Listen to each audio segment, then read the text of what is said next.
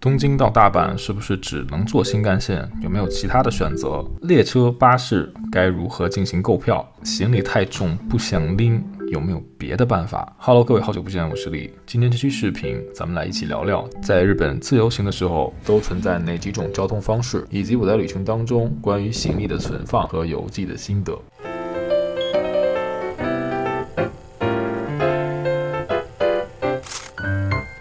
首先，东京到大阪，我想是大部分游客到日本自由行最容易接触的一条线路了。如果大家是白天出行，想节约时间，那新干线真的是不二之选。从东京到大阪坐新干线，最快只要2个小时22分钟，整天的车次非常的密集，大概15分钟就有一班，你不需要提前预约，到了就可以购买，时间会比较容易选择。它也会分自由席和指定席，比较快捷，就可以往返于2个城市之间。商务出行或者是短程的旅行，我觉得新干线真的算是旅行首选。它的好处就是班次非常的多，你可以随意的进行挑选，车程时间很短，非常的便捷。但是相应的可能要占用你半天的时间来做规划，并且价格会偏贵一些。有的时候新干线要比机票的价格还要贵，但它的确是最快捷的交通方式了。这是日本的新干线的一个 App， 有点像国内那个12306的感觉。从这个 App 上就可以预约，有一个预约期限，可以看到不同颜色的车厢，以及提前多少天就可以拿到一些优惠的价格。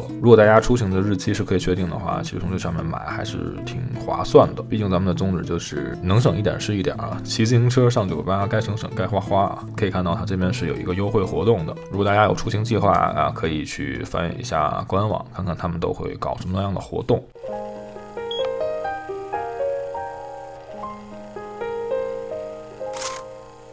如果你不想耽误第2天的行程，还想省下当天的住宿费用，夜间出行就是一个比较有趣的选择了。夜间出行分为卧铺列车和夜间大巴。那从东京到大阪之间的往返车辆，还有这种卧铺列车，就是 Sunrise 出云号和濑户号这2趟列车，分别是从出云和高松驶向东京方向，但是它会在大阪站停靠，所以呢，从大阪到东京之间也是可以坐这个车厢进行往返。每日只有1班，分别都是在午夜12点左右的时间。这趟列车所有的都是卧铺，都是带床的，可以躺可以睡的那一种，分为通铺带隔断的那种宽敞指定坐席，还有单人间和双人的包间。车上也可以洗澡，也会有小型的就餐的车厢。经过一夜的乘坐呢，你就可以从关东到关西之间来进行往返，并不耽误你2个整天的行程。这趟班次非常的难买，第三方软件是没有办法进行购买的，只能从官网进行预定，提前1个月开票，在日本时间早上10点钟的时候你可以进行预定。大家也可以去线下的售票处进行询问和购买，感觉要比线上会好买一点。因为它是普通的列车，所以是有西安车厢的，我想这对西安的朋友是比较友好的。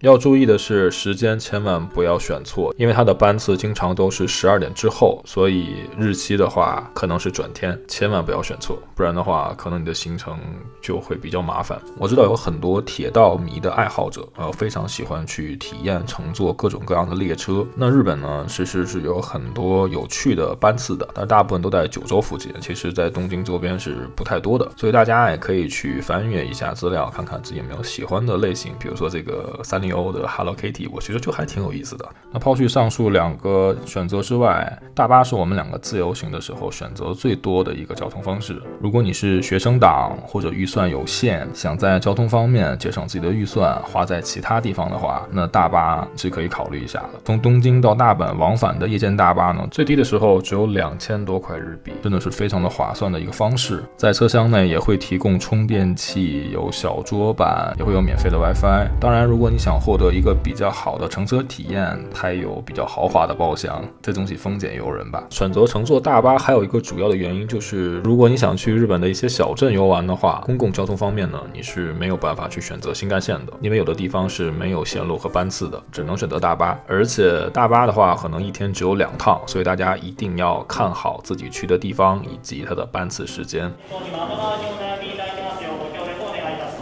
而且几乎都是要提前预约的，因为线下的售票处很多时候都没有人，所以预约在日本是一个很必要的事情。那需要注意的是，在日本营运的公司不只有一家，大家可以去多看几家，看看不同的线路以及不同的价位，哪一款更适合自己。那例如我们从大阪坐到松本，那我们就选择了信州号的巴士，而夜间大巴呢，我们选择了这个 Wheeler 的运营公司。我们之前去河口湖也有选择东京的这个高速巴士。值得一提的是，如果你想获得更多的信息，大家可以在网站当中切换到日语，它的界面跟外文的是不太相同的。当你从网上预约购票之后呢，就会有一封邮件发给你，乘车的时候出示这个邮件上的信息，你就可以登车了。很多时候是不需要去取票的。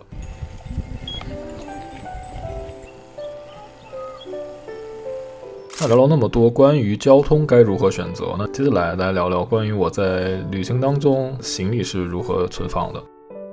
通常大家出门都会拎2个大箱子去带一点东西，这都很正常。但是旅程当中就会有点累赘。那我选择的方案是有2种，一种是把行李寄存在车站的这种大的寄存箱里，它一天的价格从400到900不等，根据大小号都不太一样。它是以整天来进行计算的，哪怕你是下午存放，也是截止到当天晚上的12点为一天。所以如果我打算去河口湖或者去周边游玩个2-3天的话，那它就要乘以3天的价格。后来我找到了一个更便捷的方式，就是在酒店去寄存行李。你是可以把你的行李从 A 酒店寄到 B 酒店的，并且它的花费也并不贵，而且时间的话是可以你自己来指定的。例如你1号从 A 酒店退房，把行李寄到5号的 B 酒店，这样的方案也是可以执行的，并且不会增加费用。它的费用是根据箱子的大小来进行计算的，所以这就大大的灵活了你在旅行当中计划如何游玩的一个空间。如果你不会填写这个快捷单的话，你是可以去找酒店的前台进行帮忙的，他们会手把手帮助你进行填写。虽然我填了很多次，但是我还是会去询问一下工作人员，以免出现错误嘛。等到你入住酒店的那一天，你的行李要么就是在前台去领取，要么就已经送到你的房间，你就不需要去拎着行李东奔西跑了。那一个28寸的箱子，如果不是跨很多区域的话，大概就2000多块出头，比你存一个寄存箱3天要划算很多。所以这就是这期视频的全部内容，希望大家在游玩的时候可以更加安全、更加便捷，找到自己适合的旅行方式。祝大家旅途愉快，我们下期再见。哇，这太可爱了吧！